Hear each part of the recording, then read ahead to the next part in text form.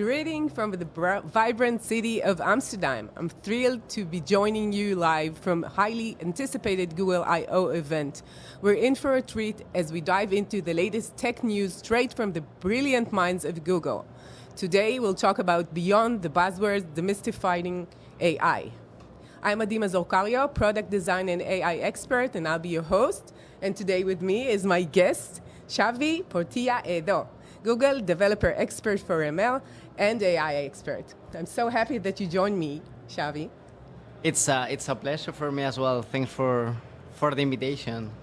So let's start with thinking together about AI. What's the craziest misconceptions you've encountered about AI, and how do we debunk it? Yeah, I mean, right now, and especially with all the things that are happening in terms of, generative AI, large language models that, I mean, we will talk about it because I have a bunch of things to talk about it, but I think the craziest one that I heard is, the AI will remove jobs, will destroy everything that we are doing. Yeah. And that's something that it's happening, and, with this Gen AI, with all these new trends are, these kind of thoughts are becoming more and more trendy, and of course, I mean, we are, our jobs are safe, but you think? Yeah, I think I know, so. people say that coders would be the first ones to be impacted, with all the co-pilot abilities and all of that. What do you think? No, I think right now is like they are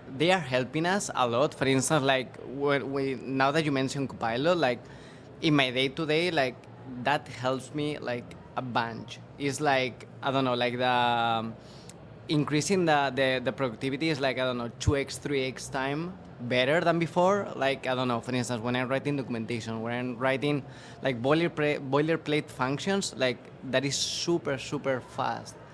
But that doesn't mean that we are gonna lose our jobs, We are gonna, the main thing here is that our focus is gonna be in the focus, not in those boilerplate things. Yeah. So you think we'll utilize the abilities of AI instead of like Exactly. being replaced? Okay. Exactly. So if I asked you to describe AI in just 3 words, what would they be and why? So, well, my expertise is in conversational AI, so I would say since 2010s, there's a huge disruption right now. So I would say those 3 words are gonna be the future now. Like the future is now. The future is now? Yeah, because in terms, at least in conversational AI, we were waiting for a change for a while in terms of frameworks, way to interact, or the way that human interacts with computers. And now we are living that, so I think that is gonna be the 3 words, that I picked. I would have said like amazing, fast, and frightening maybe. Yeah. No, and especially fast. Like, I don't know. Right now we are seeing not every single week, like a new model, a new large language model, a new, framework, a new tool, it's fantastic. I know 2023 start so fast and hard, and so I'm looking forward to the end of the year, to 2024, with all the Google things that are appearing right now. The technologies like Palm, all the things that are under Vertex AI that they release. All the things that are coming that for instance, I am beta testing and are really, really great and working really nice. So yeah, looking forward to all the things that was presented in the IO Connect and when they bring to all the users in terms of generally availability, it's gonna be so awesome. So do you think that with Vertex and Palm and Bard in general, it will catch up with OpenAI and be even better? I mean, OpenAI was the first one. So when you are the first one, there's, you are advantage. You are on top of everything. But at the end, there are cool things appearing, like Bird. For instance, Bird right now has access to internet, which is OpenAI doesn't Yeah. have. I think You, it's you need trained. to ask it to Exactly. go to the It's internet. trained until 2021, I believe. So what happened there, you know? Yeah. And then Bar, they are introducing new things. Palm 2 is really, really nice. Of course, I mean, every single LLM is good at this, you know, at these things. I mean, you cannot have like a perfect solution for everything, Yeah. which makes a lot of sense. And but yeah, I don't think that is like Bar is gonna be, or you know, on top of OpenAI or the other way around. I think that we are gonna, and that is something that I'm finding as well. Like for instance, do you use Claude from Anthropic? It's No. another LLM. No. So what we are, or at least where we are going, is like one LLM for one specific case, you know, use Yeah. case. So So they will be different in the use case and the exactly, type of. exactly. It's not Yeah. like iOS, Android, or iPhone or Pixel. It's like, you know, like you have your, for instance, like SecPalm, MedPalm, you know, like these Yeah. things. I see what you're saying. I think that first, if OpenAI was the first, doesn't mean that they will stay up there. And second, all the open source is getting there, right? Yeah. And I see that Google is investing lots of efforts and resources on that. Yeah. For sure, they have lots of that data, more than, I guess, anyone else. Exactly. So, And that's something that you will see in terms of papers. Like OpenAI was there, but if you take a look to the papers, like most of them are papers from Google researchers, you know? Yeah.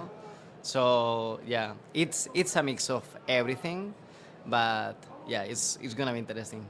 So how can we ensure responsible AI development and mitigate potential risk of privacy and security?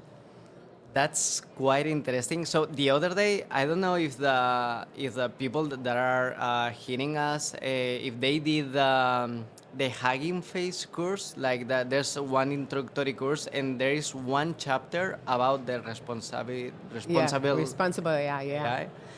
And that's highly recommended because in terms of responsible AI, like for instance, like Copilot, like all these things, we have to make sure that everything is, or that we are using the AI in the correct way, that we are using, or that we are training our models with correct data.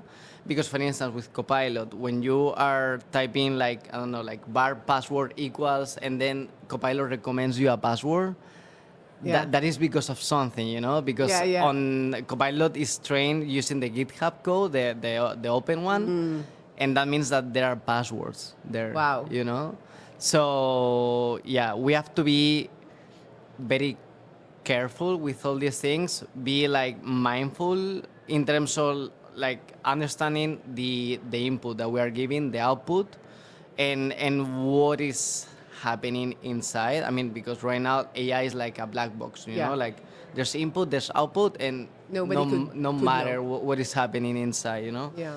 So yeah, and it's like I don't know, like it's part of the things or the efforts that we have to do as well, because yeah, like most of the people, like for instance, my friends, like when they are interacting with ChatGPT or Bar or whatever, is like, okay, so I take the output as the global truth, you know. So that's not the thing. We have to Right. double check every single output, Yeah. and to match with the reality. So yeah. Yeah. So you talked about the security of the data and what is the output, and you talked about the fact that sometimes it's not the truth, what it says.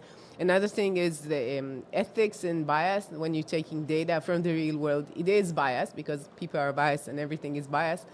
And then you get biased answers from it, you know, and we should take that into consideration too. Yes, yeah, absolutely, absolutely. It's like I don't know, like if you, for instance, like a simple use case, like when you search something from Wikipedia, you think that is true, and probably it's not. Like someone, because everyone can change Wikipedia, you know. Yeah. So that's super important, you know, like to double check whatever.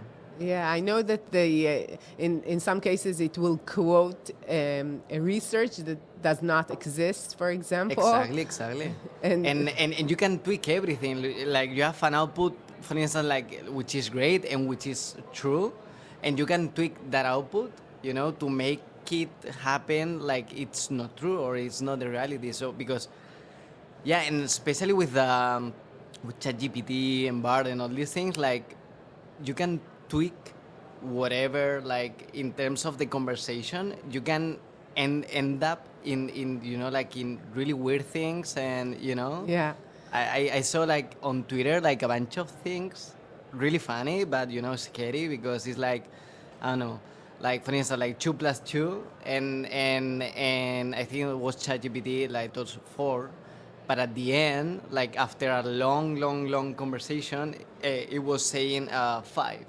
so yeah, you need to persuade it to say 5 in the end. But he's saying it in perfect security. He's so sure that that's yeah. the answer, and you trust him. And then a screenshot to social media, and that's it. So yeah, we will need to be very careful with these things and Yeah. using it in the proper way. That's the most important thing. Yeah. So how can we strike a balance between embracing the potential of AI and maintaining human control and oversight?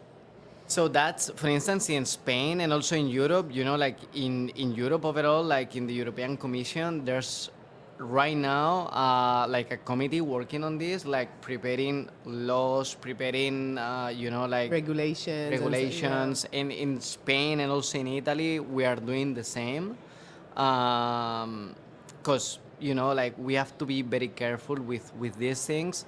And there are also companies that these tools are not allowed, or Yeah. if you are using them, it's because you are building a product on top of these things, which is also a really trendy thing, like building things on top of ChatGPT or on top of GPT-4 or these large language models. But at the end, it's like let's figure out what's going on here, and because for instance in Europe it's not like the US. In the US, here in Europe, we have the GDPR, and all the data is super important. We have to keep everything, and in the US it's like, I don't know, like quite laxed, like if you see the Californian one, the CCPA, and you compare CCPA and GDPR in terms of data protection, it's not the same, like Yeah. that's why, for instance, a bar is only you can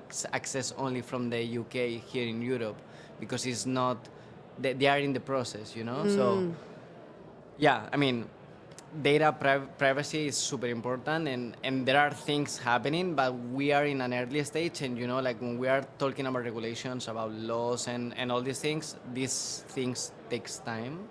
So, and I wish and I hope that we will have something like, I don't know, probably by the end of the year, because things are moving quite fast.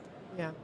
I know, maybe it will be very similar to the GDPR for AI, but it seems that it will need to have the capacity to work with these laws and do something, because now the big companies have so much power, and governments don't really understand even the depth of the power. Exactly. And they're very behind. And even the technology. And as we said, it's moving so fast. Yeah. So it's and like, what they are doing, which is really, I mean, that makes sense. But for instance, in Spain, there's a machine learning committee, and there are some Google developer experts in machine learning there, and they are helping the government, because it's like, okay, I am the government, but I don't know how to deal with this. Like, can you explain me what is going on? So there's like a committee with specialists, and they are doing like, like a huge is right now it's like a book of, like all the things that they are preparing for, at least for Spain, and similar to for Europe. So yeah. You mentioned data protection, which is so important, because right now you're taking data from within your company, whatever, and because you need these like cloud services or Exactly. applications, and you cannot have it like local. You cannot have this like model running local. So it's a problem. So yeah, for instance, well, right now on Azure, for example, you can deploy an OpenAI instance for instance, on Vertex, you can deploy right now Bison, which is a small Palm 2.